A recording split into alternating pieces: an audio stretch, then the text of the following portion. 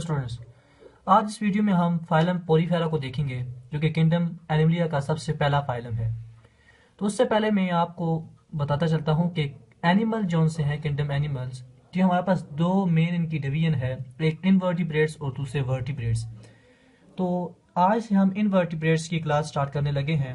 Invertebrates वो species होती हैं, वो एनिमल स्पीशीज होती हैं जिनमें बैकबोन यानी वर्टिब्रल कॉलम नहीं पाया जाता, और ये माना जाता है कि तकरीबन 95% जितनी भी नॉन स्पीशी हैं उनमें से 95% जो उनसे हैं वो इनवर्टिब्रेट्स हैं। इनवर्टिब्रेट्स को साइंटिस्ट ने आगे 8 मेजर फाइला में डिवाइड किया हुआ है, जिनमें porifera, coelenterates, platyhelminthes, aschelminthes, molluscs, annelida, arthropoda and phylum echinodermata आते हैं।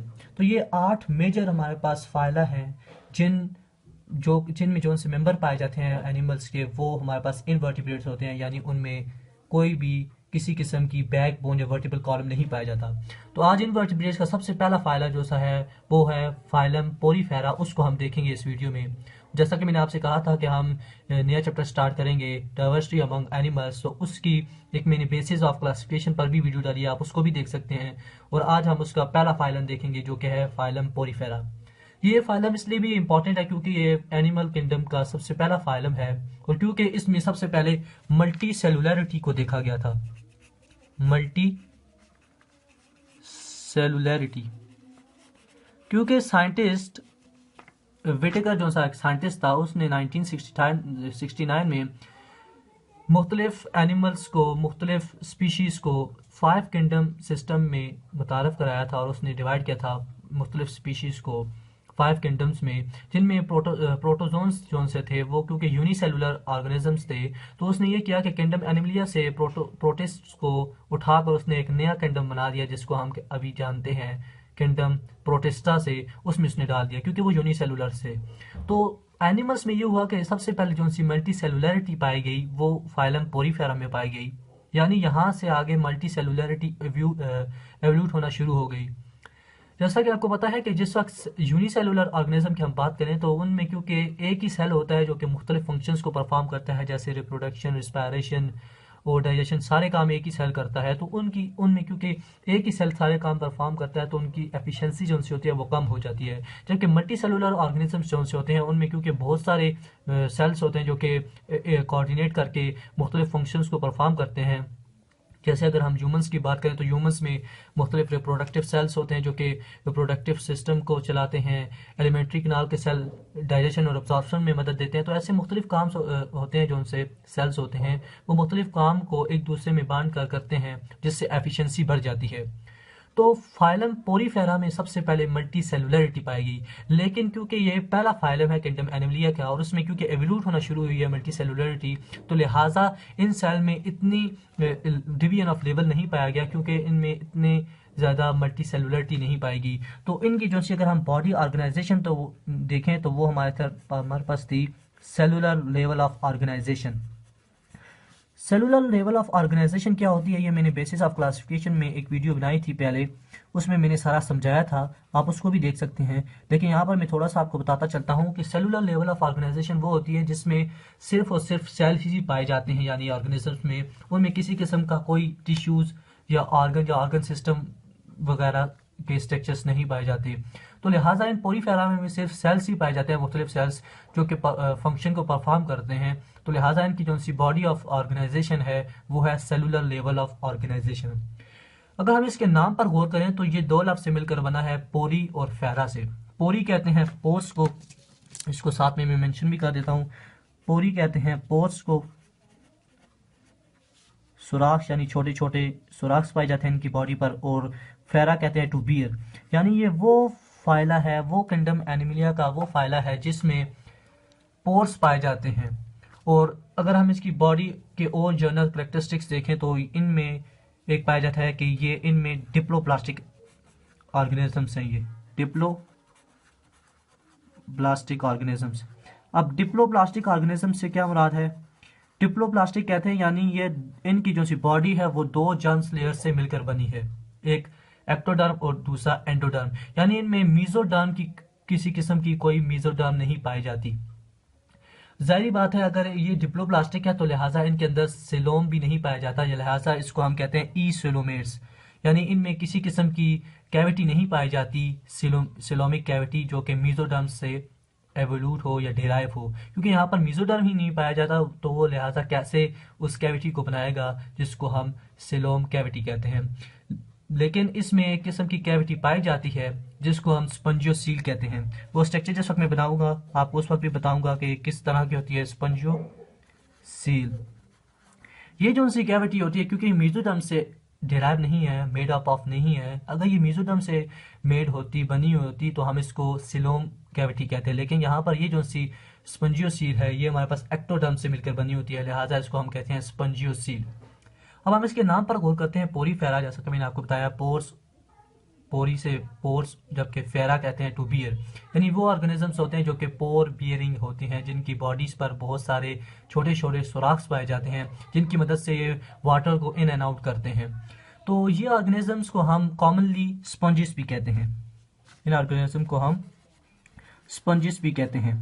स्पंजिस क्यों कहते हैं? क्योंकि आपने देखा होगा स्पंज को जिस वक्त हम पानी में भिगोते हैं तो उनके अंदर वाटर अब्सॉर्ब हो जाता है।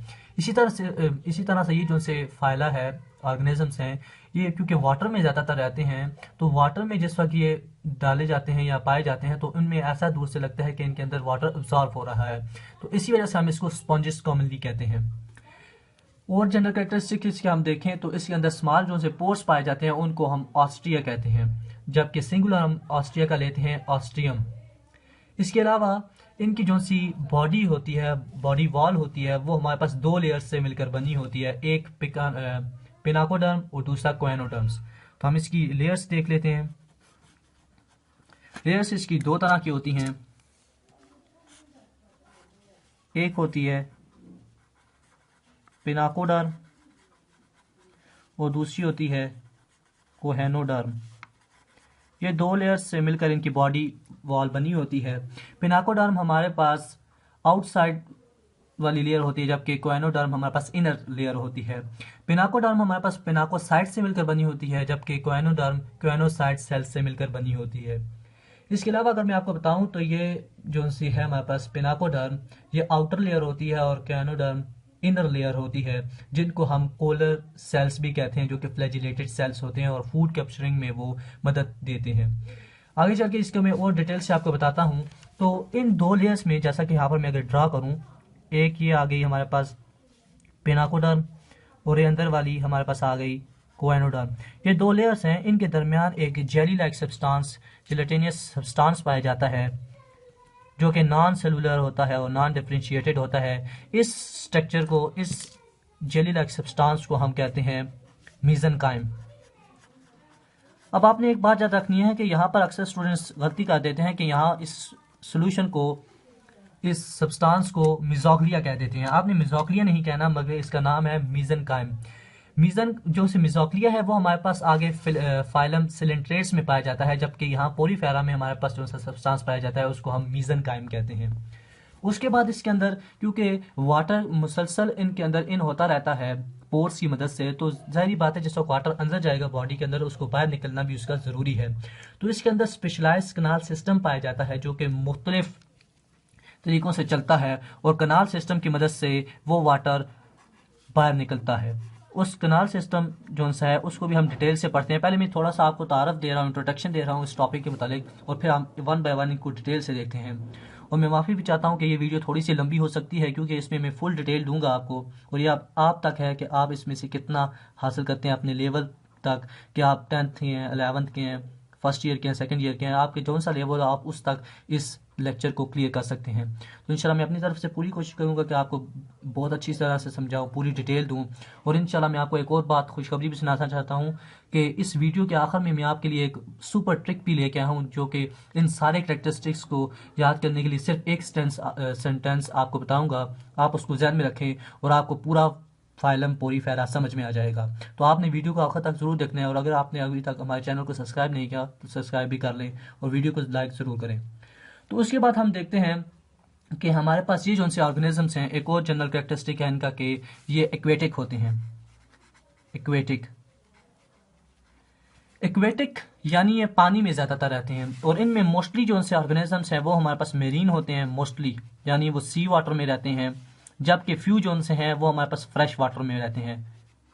फ्रेश वाटर की जो उनसे हमारे पास एग्जांपल है जो कि स्पंजेस जो कि बड़े कम होते हैं जो कि फ्रेश वाटर में रहते हैं, उनकी एग्जांपल पर हमारे पास आ जाता है स्पॉन्जिला जो सा मेंबर है स्पंजिस का, वो हमारे पास फ्रेश वाटर में रहते हैं, जबकि ज़्यादातर जो उनसे हैं मोस्टली वो मैरीन वाटर में रहते हैं, यानी सी वाटर में, जिनमें साल्ट डिज़ोल्व होता है उस जगह पर ये रहते हैं।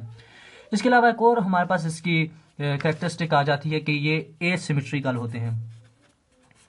एसिमेट्रिकल यानी इनमें किसी किस्म की कोई सिमेट्री नहीं पाई जाती। एसिमेट्रिकल यानी इनमें किसी किस्म की कोई सिमेट्री नहीं पाई जाती। इसके अलावा इनमें भी कुछ एक्सेप्शंस है कि बाज़ स्पंजेस में हमारे पास रेडियल सिमेट्री भी पाई जाती है, और इनकी शेप मुख्तलिफ हो सकती है, टेबुलर भी हो सकती है, ट्यूब लाइक स्ट्रक्चर के हो सकते हैं, सिलेंड्रिकल हो सकते हैं, सिलेंडर लाइक स्ट्रक्चर के, और मुख्तलिफ किस्म की इनकी शेप्स हो सकती है। उसके अलावा ये जो से हैं ये डेंड्राइटस मटेरियल पर फीड करते हैं, यानी इनका अगर हम फूड देखें तो ये डेंड्राइटस मटेरियल्स पर ये एक्ट करते हैं और उसको अपने फूड के तौर पर लेते हैं। डेट्राइटस क्या है कि हमारे पास स्मॉल ऑर्गेनिजम्स होते हैं, माइक्रो ऑर्गेनिजम्स, जिनको ये फीड करते हैं, उन पर ये एक्ट करके अपने फूड को लेते हैं। उसके अलावा इनका बॉडी प्लान जो सा होता है वो सेल एग्रीगेट्स होता है, यानी इनमें कोई फॉर्मेशन ऑफ टिश्यूज़ नहीं होता, जैसा कि मैंने पहले ही आपको बता दिया कि इनका जो सा बॉडी ऑर्गेनाइजेशन होती है वो सेलुलर होती है, यानी इनमें किसी किस्म के कोई टिश्यूज़ ऑर्गन्स या ऑर्गन सिस्टम नहीं बनते। उसके अलावा इनका जो सा स्केलेटन्स होता है उसको भी हम आगे जाके देखते हैं कि वो किस तरह से होता है। तो सबसे पहले हम देखते हैं कि इसके अंदर स्केलेटन किस तरह के होता है। तो स्केलेटन को हम डिटेल में देख लेते हैं अभी।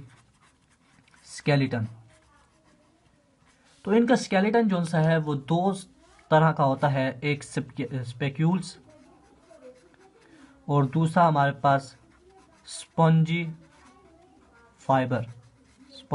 फाइबर्स। ये दो तरह का इनका स्ट्रक्चर होता है, एक स्पेक्यूल से मिलकर बना होता है और दूसरा स्पंजिन फाइबर से। स्पेक्यूल्स आगे से दो टाइप्स का होता है हमारे पास, एक होता है कैलकैरियस और सिलीशियस। एक होता है कैलकैरियस और दूसरा होता है सिलीशियस। अब कैलकैरियस मतलब यह है कि ये कैल्शियम कार्बोनेट का मिलकर बना होता है, जबकि सिलीशियस वो मेंबर्स होते हैं स्पंजेस की जिनका बॉडी स्ट्रक्चर या स्केलेटन जो कि हमारे पास सिलिका के मिलकर बना होता है। इस तरह जो से स्पंजिन फाइबर्स हैं ये स्पंजिन प्रोटीन से मिलकर बने होते हैं। स्पंजिन फाइबर्स हमारे पास इनकी कंपोजिशन देखें तो ये स्पंजिन प्रोटीन से मिलकर बने होते हैं। अब इनकी जो सी बॉडी होती है बहुत ही सॉफ्ट होती है और ये दो तरह के हमारे पास स्केलेटन को शो करता है, एक स्पेक्यूल्स जो कि हमारे पास कांटे की तरह स्पाइन की तरह के होते हैं, जबकि दूसरा स्पंजिन फाइबर्स से। तो मीजनकाइमा जो सा है उनसे एक पाइन लाइक स्ट्रक्चर, कांटे की तरह का स्ट्रक्चर बाहर की तरफ प्रोड्यूस आउट करता है, जिसको हम पिनाकोडर्म कहते हैं या कोलर सेल्स, जो कि उनके अंदर से एक फ्लैजिलेटेड स्ट्रक्चर बाहर निकलता है जिसको हम फ्लैजिला कहते हैं। और वो फ्लैजिला हमारे पास बीट करके, जब फ्लैजिला बीट करता है तो उसकी वो वाटर के मूवमेंट में हेल्प देता है, जबकि कैप्चरिंग ऑफ प्रे में भी बहुत मदद देता है। तो उसको भी हम आगे चल के देखते हैं। अब हम देखते हैं कि इसका कनाल सिस्टम कैसा है। तो हम देखते हैं कनाल सिस्टम को। कनाल सिस्टम को आपने कंफ्यूज नहीं करना वाटर वस्कुलर सिस्टम से, क्योंकि वाटर वस्कुलर सिस्टम जो है वो हमारे पास आपको पता होना चाहिए कि काइनोडर्मेटा में पाया जाता है फाइलम में, और उसकी जो से मेंबर है स्टारफिश में मेनली पाया जाता है वाटर वस्कुलर सिस्टम, जबकि पोरीफेरा का जो सा एक कैरेक्टरिस्टिक फीचर है वो है कनाल सिस्टम। अब ये कनाल सिस्टम हमारे पास तीन तरह का हो सकता है। सबसे पहले हम देखते हैं एस्कन type canal system. एस्कन type canal system, और ये हमारे पास सबसे सिंपलेस्ट कनाल सिस्टम है। साथ साथ हम लिखते भी जाते हैं ताकि आप भी कोशिश करें कि अपने पास कॉपी और पेन ले लें और उसमें लिखते रहें, क्योंकि ये बात ऐसी चीज़ है जो कि आपको भूल सकती हैं आगे जाकर, और आप इसको नोट कर लें और जब आपके एग्जाम्स हों या आपको भूल जाए कोई चीज़ और आप उस नोटबुक से देख लें और अपने आप में समझ लें। तो अब एस्कन टाइप ऑफ जो सा कनाल सिस्टम है उसको हम देखते हैं कि एस्कन टाइप यानी जो सी टाइप है उस किस तरह से वाटर मूव करता है इस स्पंजिस में। तो इसके हम पहले स्ट्रक्चर बना लेते हैं। तो स्पंजिस का सिंपलेस्ट जो सा स्ट्रक्चर है वो इस तरह से होता है हमारे पास। इनकी बॉडी होती है और ये क्योंकि ससाइल होते हैं, यानी ये कोई मूवमेंट शो नहीं करते, ये सबस्ट्रेटम के साथ अटैच होते हैं इस तरह से, और इनके अंदर छोटे छोटे पोर्स पाए जाते हैं, जैसा कि मैंने आपको बताया था। मैं पोर्स को शो कर देता हूँ, जिनकी मदद से वाटर इन करता है, अंदर जाता है बॉडी के अंदर, और ऊपर इनके एक मेजर ओपनिंग पाई जाती है जिससे वाटर आउट हो जाता है, यानी बाहर निकल जाता है बॉडी से। और इस मेजर जो सा पोर है इसको हम कहते हैं ऑस्क्यूलम। अब जब वाटर इन पोर्स की मदद से इन करता है, अंदर आता है बॉडी के अंदर, तो ये बॉडी में घूम कर जो भी इसका फंक्शन होता है बॉडी के अंदर वो परफॉर्म करके इस ऑस्क्यूलम जो कि एक मेजर ओपनिंग है इनके अपर पार्ट पर, वहाँ से बाहर निकल जाता है। तो इस तरह से ये मूवमेंट होती है वाटर की। और इनके अंदर, क्योंकि मैंने आपको पहले बताया कि एक कैविटी पाई जाती है जिसको हम कहते हैं स्पंजियोसील, क्योंकि ये हमारे पास एक्टोडर्म से मिलकर बनी होती है। अगर ये मेसोडर्म से बनी होती तो हम इसको सिलोमिक कैविटी कहते हैं, लेकिन यहाँ पर क्योंकि मैंने आपको पहले बताया कि ये डिप्लोब्लास्टिक ऑर्गेनिजम्स होते हैं, इनमें किसी किस्म की कोई मेसोडर्म नहीं पाई जाती, तो लिहाजा इनमें जो सी कैविटी पाई जाती है उसको हम सिलोमिक नहीं कहते बल्कि स्पंजियोसील कहते हैं। अब ये जो सा वाटर मूवमेंट है कि वाटर पोर से इन हुआ और ऑस्क्यूलम से बाहर निकल गया, इस तरह की मूवमेंट को हम कहते हैं कि वो एस्कन टाइप ऑफ मूवमेंट है, यानी ये सिंपलेस्ट मूवमेंट है वाटर की इन स्पॉन्जेस। इसके अगर हम एग्जांपल देख लें यहाँ पर, तो एग्जांपल हमारे पास, इसको आपने नोट करना है क्योंकि बहुत इंपॉर्टेंट है, ये एग्जांपल अक्सर पूछ लेते हैं नीट में, ईटा में, तो आपने इनको याद रखना है। तो इसके एग्जांपल में आ जाता है हमारे पास ल्यूकोसोलोनिया, ल्यूकोसिलोनिया, ये इसकी एग्जांपल में आ जाता है। ये जो स्पंजियोसील होती है हमारे पास, ये क्योंकि मैंने आपको बताया कि एक्टोडर्म से मिलकर बनी है, और एक्टोडर्म में जो से सेल्स पाए जाते हैं वो कोएनोसाइट्स होते हैं जो कि फ्लैजिलेटेड सेल्स होते हैं, और फ्लैजिला पाया जाता है जिसकी भी मैं आपको बता चुका हूँ कि वो फ्लैजिला क्या करते हैं कि वाटर की मूवमेंट में मदद करते हैं। तो लिहाजा यहाँ पर ये जो स्पंजियोसील है ये वाटर बाहर से स्पोर्स से अंदर आएगा स्पंजियोसील में, जहाँ पर फ्लैजिला मौजूद हैं, और उनकी मूवमेंट से ये वाटर यहाँ पर इस कैविटी में अपना फंक्शन परफॉर्म करके इस ऑस्क्यूलम से जो कि मेजर ओपनिंग है यहाँ से बाहर चला जाएगा। तो ये सबसे पहले हमारे पास टाइप है कनाल सिस्टम की, जो कि है एस्कन टाइप ऑफ कनाल सिस्टम। उसके बाद हम दूसरा देखते हैं कि दूसरा इसके कौन सी टाइप है कनाल सिस्टम की, या इसको पहले हम थोड़ा सा बॉडी सेक्शन करके इसके देख लेते हैं कि अंदर से कैसा होता है। तो इसके अंदर ये जो सी बाहर वाली लेयर है, जैसा कि मैं आपको बता चुका हूँ, ये पिनाकोडर्म, ये अंदर वाली लेयर क्वेनोडर्म, इसी तरह यहाँ पर भी इस साइड पर भी यही सेम फिनोमेना होगा, और ये ऊपर हमारे पास इसकी मेजर ओपनिंग पाई जाती है जिसको हम ऑस्क्यूलम कहते हैं। अब इसको हम लेबल भी कर लेते हैं साथ साथ जल्दी जल्दी से। ये हमारे पास आ गया ऑस्क्यूलम, यहाँ पर मैं इसको शो कर देता हूँ। ये हमारे पास आ गई पिनाकोडर्म, ये आ गई हमारे पास अंदर वाली कोएनोडर्म, और इसके अंदर जो सी कैविटी पाई जाती है वो हमारे पास स्पंजियोसील होती है।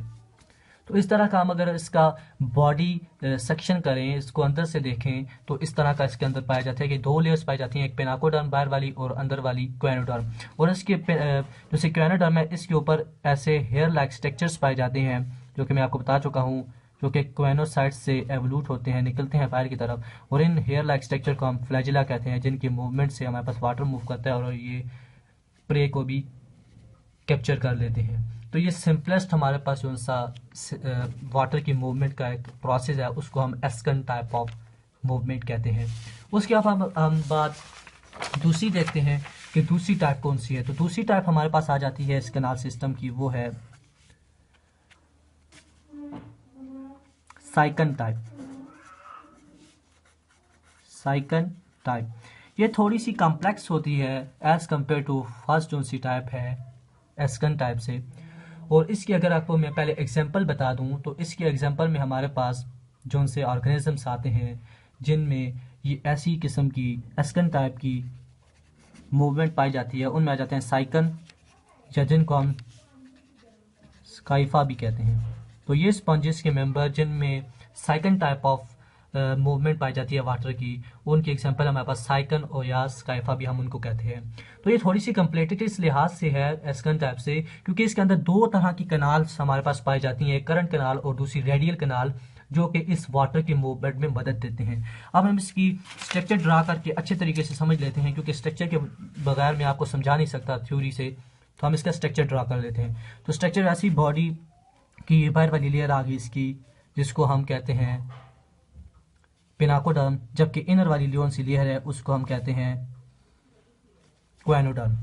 तो जैसा कि मैंने आपको बताया कि इसके अंदर मुख्तलिफ किस्म से पूरी बॉडी पर पोर्स पाए जाते हैं, तो हम इस पोर्स को ले लेते हैं एक स्पेसिफिक को, कि यहाँ से वाटर, चूँकि आपको पता है कि ये हमारे पास पोर्स जो है ऑस्ट्रिया है, इससे वाटर इन करेगा।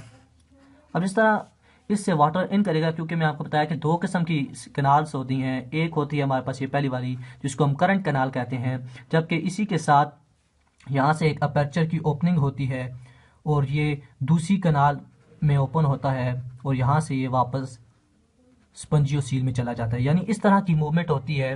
और ये जो सी पहली कनाल मैंने आपके सामने बनाई है इसको हम करंट कनाल कहते हैं, जबकि जो सी नीचे वाली मैंने कनाल बनाई है इसको हम रेडियल कनाल कहते हैं। इसको यहाँ पर मैं लेबल भी कर देता हूँ, रेडियल कनाल। अब इसकी मूवमेंट कैसी होती है कि वाटर यहाँ से बाहर से इन ऑस्ट्रिया की मदद से इस पहली कनाल करंट कनाल में इंटर होता है, और इस करंट कनाल जो सी है इसमें एक अपर्चर होता है, एक ओपनिंग होती है, जहाँ से दूसरी कनाल जो कि हमारे पास रेडियल कनाल है उसमें ओपन हो जाता है और वाटर यहाँ से इस रेडियल कनाल से होता हुआ इस स्पंजियोसील में चला जाता है। तो इस तरह की मूवमेंट को, जिसमें दो कनाल्स इन्वॉल्व हो, उस तरह की मूवमेंट को हम साइकन टाइप ऑफ मूवमेंट कहते हैं, और ये हमारे पास स्पंजियोसील है। अब ये जो सी पहली ओपनिंग, ये जो सी ओपनिंग है इसका तो आपको नाम पता है कि ऑस्ट्रिया है, हमारे पास पोर है। अब ये जो सी करंट कनाल की जो सी ओपनिंग है इसको हम कहते हैं प्रोस्पोपाइल। इसको भी यहाँ पर मैं लेबल कर देता हूँ। ये जो सी ओपनिंग है, अपर्चर है, इसको हम कहते हैं प्रोस्पोपाइल। जबकि ये जो सी ओपनिंग है जिसकी मदद से ये कनाल, रेडियल कनाल ओपन हुई है स्पंजियोसील में, इसको हम कहते हैं अपोपाइल। ये नाम आपने ज़हन में रखने हैं, क्योंकि ये अक्सर कॉम्पिटिटिव एग्जाम्स में पूछे जाते हैं, और साथ साथ ये आपका MCQs भी क्लियर होते जा रहे हैं। आपने इन चीज़ों को ज़हन में रखना है, इसको नोट करते रहना है ताकि आप उसके लिए भी क्लियर होते जाएं। तो पहला जो सा अपर्चर है जिसकी मदद से करंट कनाल में जो सा वाटर होता है वो रेडियल कनाल में जाता है, उस अपर्चर को, उस ओपनिंग को हम प्रोस्पोपाइल कहते हैं। जबकि वाटर जो सा रेडियल कनाल से स्पंजियोसील में जाता है तो उस ओपनिंग को हम कहते हैं अपोपाइल। तो इस तरह की मूवमेंट ऑफ वाटर को हम कहते हैं कि साइकन टाइप ऑफ मूवमेंट है। अब हम तीसरी और लास्ट टाइप पर जाते हैं कनाल सिस्टम की, जो कि है हमारे पास ल्यूकन टाइप। ल्यूकन टाइप जो है वो कॉम्प्लिकेटेड है, थोड़ी सी कॉम्प्लेक्स है, क्योंकि अगर आप इन साइकन टाइप को अगर मॉडिफाई करें तो उनके अंदर जो सी कनाल सिस्टम, जैसा कि मैंने आपको ऊपर बताया कि दो कनाल सिस्टम पर मुश्तमिल होता है, अगर हम इन कनाल्स को, रेडियल और करंट कनाल को मॉडिफाई करें ज़्यादा, तो उनके अंदर जो से कनाल्स होती हैं वो फ्लैजिलेटेड चैम्बर्स बना देती हैं। जब वो फ्लैजिलेटेड चैम्बर्स बनाती हैं तो उस तरह के मूवमेंट को हम कहते हैं, उस तरह के स्ट्रक्चर को हम कहते हैं कि ये साइकन टाइप ऑफ मूवमेंट है। यानी जिस वक्त वाटर ऑस्ट्रिया की मदद से इन होगा तो वो उन चैम्बर से होता हुआ आगे स्पंजियोसील में जाता है, और उस तरह के मूवमेंट को हम कहते हैं साइकन टाइप ऑफ मूवमेंट। तो ये तीन तरह की मूवमेंट्स थी हमारे पास कनाल सिस्टम की, एक एस्कन टाइप, साइकन टाइप और ल्यूकन टाइप। अब ल्यूकन टाइप की हम एग्जांपल भी देख लेते हैं कि इसकी एग्जांपल क्या पाई जाती है। तो इसकी एग्जांपल के तौर पर अगर हम देखें तो इसके अंदर जो उनसे एनिमल्स आते हैं या स्पंजियोसील आते हैं वो है हमारे पास स्पंजिला। दूसरी जो सी एग्जांपल है इसकी वो है यूस्पंजिया। ये दो एग्जांपल है हमारे पास ल्यूकन टाइप ऑफ मूवमेंट की। आपने एक बात ध्यान में रखनी है कि ल्यूकन को कंपेयर नहीं करना पहली टाइप से, जिसमें मैंने आपको एग्जांपल बताई थी कि उसमें पहली एग्जांपल में एक्सकन टाइप में एग्जांपल में आपको बताया कि ल्यूकोसोलोनिया, और क्योंकि यहाँ पर ये लफ्ज़ जो सा ल्यूको है वो उस एग्जांपल से मैच कर रहा है, तो बाज़ लड़के ये करते हैं कि एक्सकन टाइप में जो सी एग्जांपल है ल्यूकोसोलोनिया को, उसको इस ल्यूकन टाइप में कन्वर्ट कर देते हैं, यानी इसकी एग्जांपल के तौर पर ले लेते हैं। लेकिन आपने ये ध्यान में रखना है कि ल्यूकन टाइप की जो से मूवमेंट है उसमें जो से स्पंजिस पाए जाते हैं, जिनमें इस तरह की मूवमेंट पाई जाती है, वो होती है हमारे पास स्पंजिला में और यूस्पंजिया में।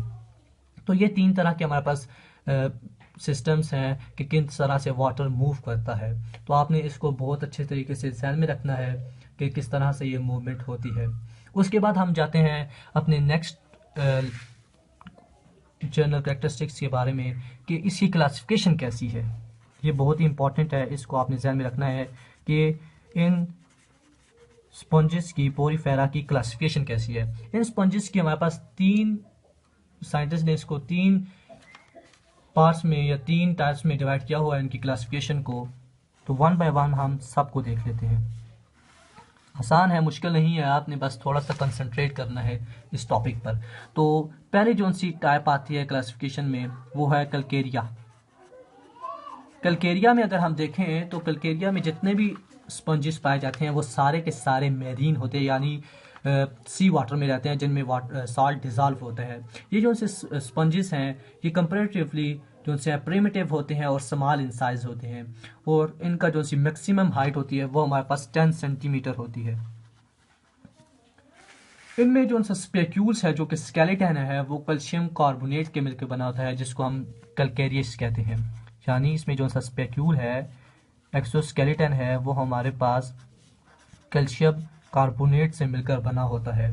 और इसकी एग्जांपल में जो से स्पंजेस आते हैं वो हम देखें तो हमारे पास जो से एग्जांपल में आते हैं वो होता है ल्यूको सोलोनिया, ल्यूको, ये थोड़ा सा मैंने स्पेलिंग यहाँ से, सोलोनिया।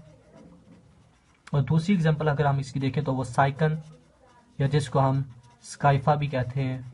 ये इन स्पंजेस में ऐसी क्लासिफिकेशन पाई जाती है क्योंकि स्पेक्यूल्स जो हैं वो कैल्शियम कार्बोनेट से मिलकर बने होते हैं।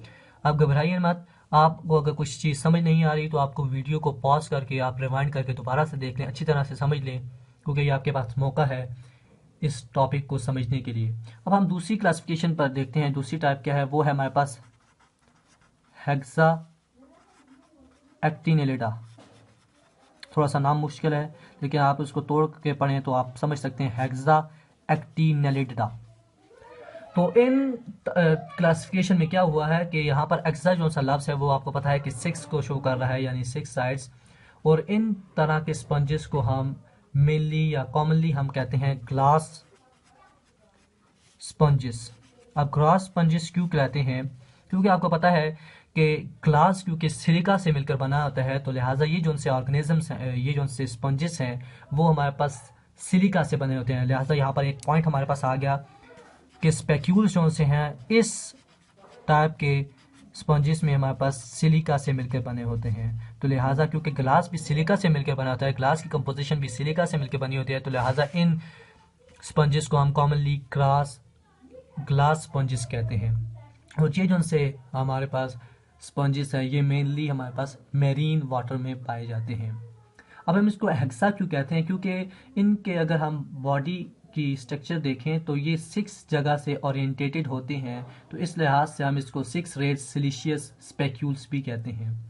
और इनकी हाइट जो है वो कंपेरेटिवली पहली टाइप से जो कि हमारे पास कैलकेरिया से उससे थोड़ी सी ज़्यादा होती है, और ये तकरीबन 1 मीटर तक हाइट की इनकी होती है। अब हम इसकी एग्जांपल देख लेते हैं।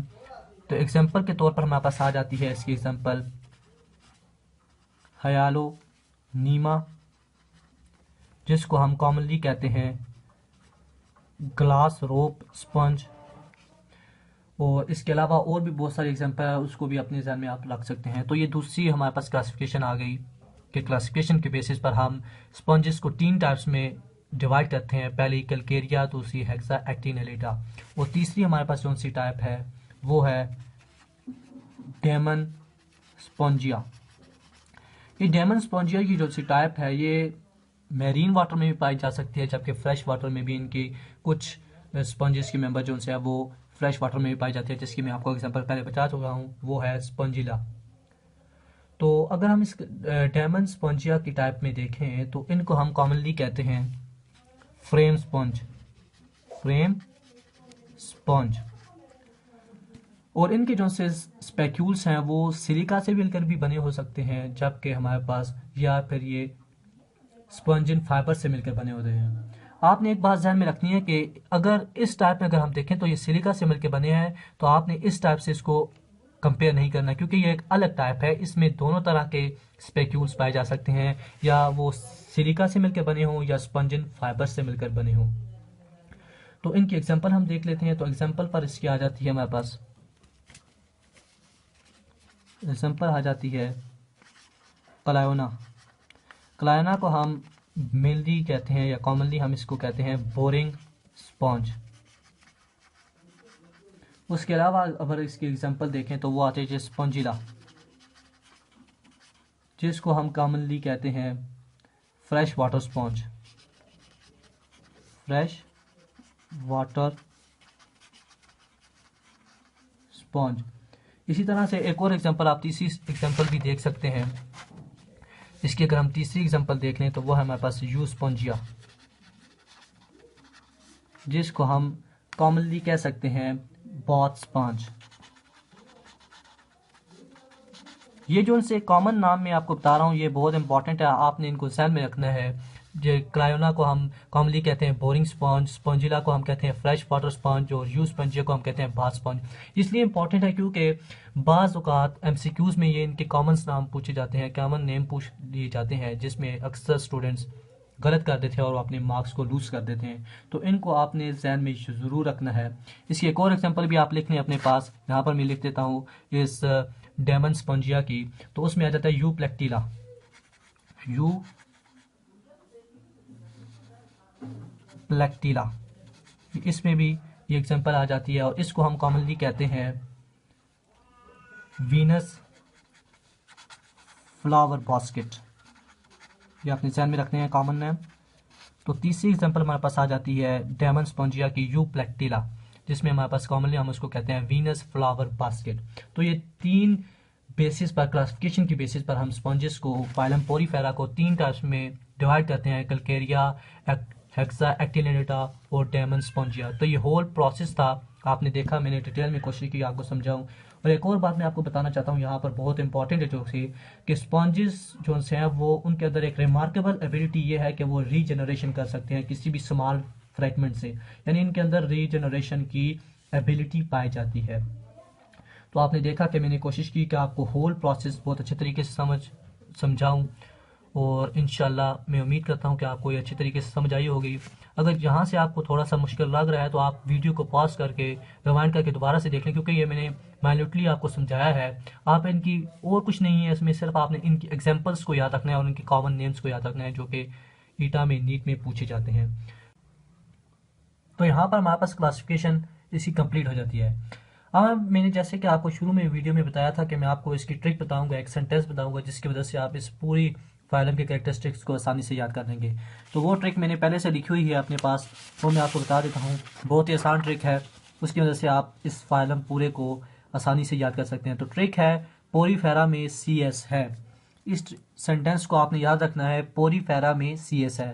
अब इसके एक एक लफ्ज़ को हम देखते हैं कि उससे क्या क्या इसकी कैरेक्टरिस्टिक्स बन रही है। जबकि अगर आप देखें तो पोरीफेरा में सबसे पहला जो सा लफ्ज़ है पी, उसका मतलब है पी से पोर्स बनता है और ये पोर्स हमें पता है कि ऑस्ट्रिया होते हैं। तो ओ से हमारे पास जो सा लफ्ज़ है, इससे हमारे पास एब्रीविएशन है ये ऑस्ट्रिया की, या मेजर जो सी ओपनिंग होती है ऑस्कुरम, उसको हम कहते हैं। उसके बाद आर, आर से हमारे पास रिप्रोडक्शन बनती है और रिप्रोडक्शन हमारे पास दो तरह की होती है, एक सेक्सुअल होती है और दूसरी नॉन ए सेक्सुअल होती है। जो सेक्सुअल रिप्रोडक्शन होती है स्पॉन्जिस में वो हमारे पास होती है गैमीट्स की फ्यूजन से, जबकि ए सेक्सुअल रिप्रोडक्शन बडिंग या गैम्यूल फॉर्मेशन से या फ्रेगमेंटेशन से होती है स्पॉन्जिस में। उसके बाद हमारे पास आता है आई लफ्ज़। आई की एब्रिविएशन हमने यहाँ पर लिखी है, इसको याद करके आप आसानी से सेंटेंस फाइलम को याद कर सकते हैं। वो है इंट्रासेलुलर डाइजेशन या इनडायरेक्ट डेवलपमेंट। वो आपको पता है कि इंट्रासेलुलर डाइजेशन में हमारे पास कौन से सेल्स मदद करते हैं, वो है कोलर सेल्स, जिनको हम कोएनोसाइट्स भी कहते हैं। वो इंट्रासेलुलर डाइजेशन में मदद करते हैं स्पंजिस की। उसके बाद एफ से बनता है फर्टिलाइजेशन, और स्पंजिस में हमारे पास इंटरनल फर्टिलाइजेशन होती है। जबकि उसके बाद ई जो लफ्ज़ है उससे है हमारे पास एक्सक्रीशन, और एक्सक्रीशन हमारे पास होती है थ्रू सरफेस। यानी आपको पता है कि मैंने आपको बताया टॉपिक के दौरान कि हमारे पास इनकी बॉडी पास मुख्तलिफ छोटे छोटे पोर्स पाए जाते हैं जिनको हम ऑस्ट्रिया कहते हैं, जिनकी मदद से वाटर इन और आउट ऑफ द बॉडी होता है, और उनकी मदद से हमारे पास एक्सक्रीशन भी होती है। उसके बाद है लफ्ज़ आर। आर से हमारे पास एक साइंटिस्ट है जिसने इन फाइलम को सबसे पहले नाम दिया था स्पॉन्जिस का या पोरीफेरा का। उस साइंटिस्ट का नाम है रॉबर्ट ई ग्रांट, जिसने इनको पोरीफेरा का नाम दिया था। उसके बाद ए लफ्ज़ है, ए हमें कहते हैं कि एक्वेटिक, यानी एक्वेटिक मेरीन वाटर में या फ्रेश वाटर में रहते हैं, ज़्यादातर पानी में रहते हैं, और उनमें ए सिमेट्री होती है, यानी कोई सिमेट्री नहीं पाई जाती। उसके बाद एम ई से हमारे पास बनता है मल्टी सेलुलर या प्रिमिटिव, यानी मल्टी सेलुलर इनकी बॉडी होती है और ये प्रिमिटिव है, बहुत ही पुराने यानी सबसे पहले पाए जाना फाइलम एनिमल्स का जो है वो फाइलम पोरीफेरा है। उसके बाद है सी एस हमारे से बनता है कनाल सिस्टम। कनाल सिस्टम जैसा कि मैंने आपको वीडियो के दौरान बताया, लेक्चर के दौरान बताया कि हमारे पास कनाल सिस्टम इनमें 3 तरह का होता है, एस्कन, साइकन और ल्यूकन टाइप का। वो तीनों मैंने आपको डिटेल में समझाया। अब कनाल सिस्टम से हम एक और भी इससे एब्रीविएशन ले सकते हैं, वह कोलर सेल्स की, जिनको हम कोएनोसाइट्स भी कहते हैं। जैसा कि मैंने आपको पीछे बताया कि वो इंटरसेलुलर डाइजेशन में भी मदद करते हैं स्पॉन्जेस की। उसके बाद आता है लास्ट एच हमारे पास बनता है हर्माफ्रोडाइट, हम उसको कहते हैं, यानी इनमें जो से सेक्सेस होते हैं वो ज़रूरी नहीं है कि वो सेपरेट हों, यानी यहाँ पर सेक्सेस सेपरेट नहीं होते, एक ही ऑर्गेनिजम्स में पाई जाती हैं दोनों सेक्सेस, फीमेल और मेल दोनों। जबकि ए हमारे पास दो सेल, ए से हमारे पास दो स्ट्रक्चर्स या सेल्स बनते हैं जिनको हम कहते हैं ओमीबोसाइट्स, और दूसरे होते हैं आर्क्योसाइट्स। ओमीबोसाइट्स जो होते हैं वो सिक्रीट करते हैं कैल्केरियस स्पैक्यूल्स, और आपको पता है कि कैल्केरियस स्पैक्यूल्स हमारे पास स्केलेटन का हिस्सा है, उसको भी मैं आपको डिटेल में समझा चुका हूँ। जबकि आर्क्योसाइट्स जो हैं वो हमारे पास गेम्यूल फॉर्मेशन में मदद देते हैं। तो ये एक सेंटेंस है जिससे पूरा जितना भी लेक्चर मैंने आपको 32-33 मिनट का समझाया है वो आप सिर्फ एक सेंटेंस को याद करके पूरे इस लेक्चर को याद कर सकते हैं। तो मैंने कोशिश की कि सबसे पहले आपको थोड़ा सा कंसेप्ट दूं इस फाइलम के बारे में, एक कंसेप्ट देता चलूं कि आप किस तरह से इनके अंदर क्लासिफिकेशन हुई है, कनाल सिस्टम किस तरह से है। उसके बाद मैंने आपको एक छोटी सी ट्रिक बताई है, पोरीफेरा में CS है, जिसकी मदद से आप इस पूरे फाइलम को आसानी से याद कर सकते हैं। तो इसी तरह जिस वक्त मैं आगे वीडियो बनाऊंगा अगले फाइलम पर हम जाएंगे, तो हर फाइलम में मैं आपके लिए एक सुपर ट्रिक लाऊंगा जिसकी वजह से आप उन फाइलम्स को भी अच्छे तरीके से याद कर सकेंगे। और जैसा कि बच्चे बस समझते हैं कि ये चैप्टर बहुत मुश्किल है, ये याद नहीं होता, तो ऐसी कोई बात नहीं है। मैं आपको सिर्फ एक ट्रिक बताऊंगा जिसकी वजह से आप पूरे फाइलम को अच्छे तरीके से याद कर सकेंगे। तो इसके बाद हम थोड़ी सी और अडॉप्टेशन के बारे में देख लेते हैं स्पॉन्जेस की। मैं आपको सिर्फ थ्योरीज बता देता हूँ उसकी, सिर्फ मैं आपको ज़बानी बता देता हूँ। रिस्पायरेशन जो सी है वो हमारे पास स्पॉन्जेस में कोई स्पेसिफिक ऑर्गेनरीज नहीं होती जो कि रिस्पायरेशन करते हैं। और ट्रांसपोर्टेशन की हम बात करें तो ये वाटर करंट या डिफ्यूजन की मदद से होता है। जैसा कि आपको पता है कि इनके अंदर पोर्स होते हैं, उनके अंदर उसकी वजह से वाटर अंदर जाता है और उसी मदद से ही ट्रांसपोर्टेशन होती है। जबकि हम अगर एक्सक्रीशन की बात करें तो एक्सक्रीशन हमारे पास डिफ्यूजन से होती है या आउटगोइंग वाटर करंट की वजह से होती है। और नर्वस सिस्टम हम देखें तो नर्वस सिस्टम इनमें नहीं पाया जाता, सेंसरी सेल्स पाए जाते हैं जो कि प्रॉबली एक दूसरे के साथ कोऑर्डिनेट करके फ्लो ऑफ वाटर को कंट्रोल करते हैं। तो ये कुछ इसकी एवोल्यूशनरी अडॉप्टेशन थी स्पंजेस की, जिनमें रिस्पायरेशन, ट्रांसपोर्टेशन, एक्सक्रीशन और नर्वस सिस्टम आ जाता है। वो भी मैंने आपको बता दिया है थोड़ा थोड़ा। तो उसके बाद हम देखते हैं लास्ट जो सा मेरा आज वीडियो का टॉपिक या हम कह सकते हैं हेडिंग है, वो है इंपॉर्टेंस ऑफ स्पंजेस। तो इंपॉर्टेंस ऑफ स्पंजेस में हम देखते हैं कि स्केलेटन जो सा है इनका, स्पॉन्जेस का, वो यूज़ होता है वॉशिंग के लिए, बाथिंग के लिए। इसके अलावा स्पॉन्जेस जो से हैं उनके अंदर, क्योंकि आपको पता है कि पोर्स होते हैं, तो उनके अंदर एक ग्रेट कैपेसिटी होती है किसी वाटर को अब्जॉर्व करने की। और ये हमारे पास सर्जिकल ऑपरेशंस में भी यूज़ किया जाता है, फ्लूइड या ब्लड को अब्जॉर्व करने के लिए इसमें डॉक्टर्स यूज़ करते हैं। और स्पॉन्जेस जो हैं वो साउंड एब्जॉर्प्शन के लिए भी यूज़ होते हैं मुख्तलिफ बिल्डिंग्स में। तो ये कुछ इंपॉर्टेंट सी स्पॉन्जेस की, तो मैंने इस होल वीडियो में कोशिश की कि आपको हर किस्म से इस फाइलम को हम कवर कर लें। इसका पहले हमने कंसेप्ट देखा, तो थोड़ा सा मैं आपको समरी दे देता हूँ इस पूरे लेक्चर की।